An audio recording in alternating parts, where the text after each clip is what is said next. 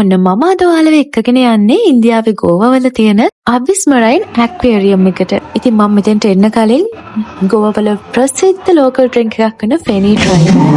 Idea එකක් තිබ්බේ නැහැ කොහොමද ෆෙනී වැඩ කරන්නේ කියලා. මේ ඇක්වේරියම් එකේ අන්තිමටම යන්න තියෙන්නේ මේ haunted house එකට. හැබැයි ඉතින් එතෙන් දෙද්දි තමයි මට තේරුනේ the Fanny is kicking in. Gosh. ඉතින් මට එතන තිබ්බ ලයිට්, සවුන්ඩ්ස්, මෝෂන් එක මට හිතාගන්න බැරි වුණා මේක ඇත්තද බොරුද කියලා. අතරම බය වුණා ඉතින් I ran for my life. මම දිව්ව කියන්නේ මට මතක නෑ කොච්චර වෙගෙන් දිව්වද කියන්නේ. ඉතින් එතන දෙවනියට යන්න තියෙන්නේ මෙන්න මේ 5D cinema electric roller coaster ride එකකට. ඒක නම් මාරම එක්ස්පීරියන්ස් එකක්. ඉතින් මට කියන්න තේරෙන්නේ නෑ. ඉතින් ඉස්සෙල්ලාම මෙතනට ගියාම යන්න තියෙන ඇක්වේරියම් එක ඇතුළටනේ. මෙතන මාරම ලස්සන එක ජාතියේ අමුතු මාළු ගොඩාරියක් හිටියා. ඉතින් මං හිතන්නේ මගේ ෆේවරිට්ම මාළුනේ පිරානා. එයාලගේ ಜಾති දෙකක් ඉන්නවා. මෙන්න මේ ඇෂ් කලර් එකයි වයිට් කලර් එකයි.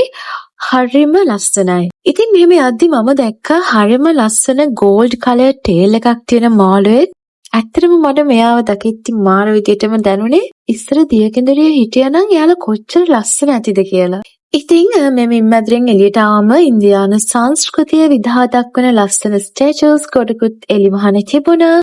ඉතින් ගෝවාවලට ආවොත් අනිවාර්යයෙන්ම try කරන්න ඕනේ තැන තමයි මේ ඇබිස් මරින් ඇක්වේරියම් එක. ඇත්තට මේක වෙනස්ම විදිහේ local experience එකක්.